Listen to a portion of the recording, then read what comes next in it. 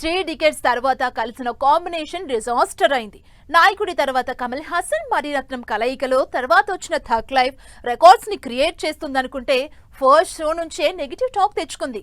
Competition లేకుండా సోలోగా entry ఇచ్చిన థగ్ లైఫ్ కి షాకింగ్ కలెక్షన్స్ ఇచ్చారు audience. Kamal Haasan, director Mani Ratnam combination లో తెరకెక్కిన థగ్ లైఫ్ సినిమా చాలా వివాదాల నడుమ జూన్ 5న ఆడియన్స్ ముందుకొచ్చింది. మూవీ ప్రమోషన్స్ లో భాగంగా కన్నడ భాషపై కమల్ చేసిన కామెంట్స్ బిగ్ కాంట్రవర్సీకి తెరలేపాయి. దీంతో సినిమాని మొత్తానికే బ్యాన్ చేసింది కర్ణాటక ఫిల్మ్ ఛాంబర్.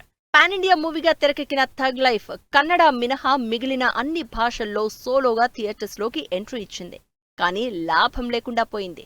ఈ సినిమాకి మొదటి షో నుంచి డివైడ్ టాక్ రావడంతో ఓపెనింగ్ కలెక్షన్స్ దారుణంగా డ్రాప్ అయినట్లు తెలుస్తోంది. గ్యాంగ్స్టర్ బ్యాక్ డ్రాప్ లో యాక్షన్ ఎంటర్టైనర్ గా తెరకెక్కిన థగ్ లైఫ్ సినిమాకి ఫస్ట్ డే కలెక్షన్స్ 19 కోట్లు వచ్చినట్లు తెలుస్తోంది. ఈ కలెక్షన్స్ తక్కువ కాకపోయినా కమల్ హాసన్ లాస్ట్ మూవీస్ తో పోలిస్తే tug life first day collections చాలా పూర్ అంటున్నారు జనాలు. డైరెక్టర్ శంకర్ కాంబినేషన్ లో వచ్చిన భారతీయుడు 2 సినిమా డిజాస్టర్ అయింది. అయినా ఆ సినిమాకి ఫస్ట్ డే కలెక్షన్స్ 25 కోట్లు వచ్చాయి.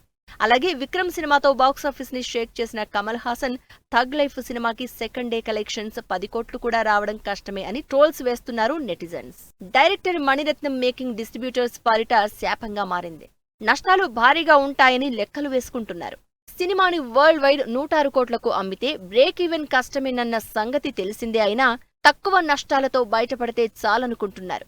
ఇక తెలుగు రైట్స్ 11 కోట్లకు అమ్మితే ఫస్ట్ డే వచ్చింది 1 కోటి మాత్రమే.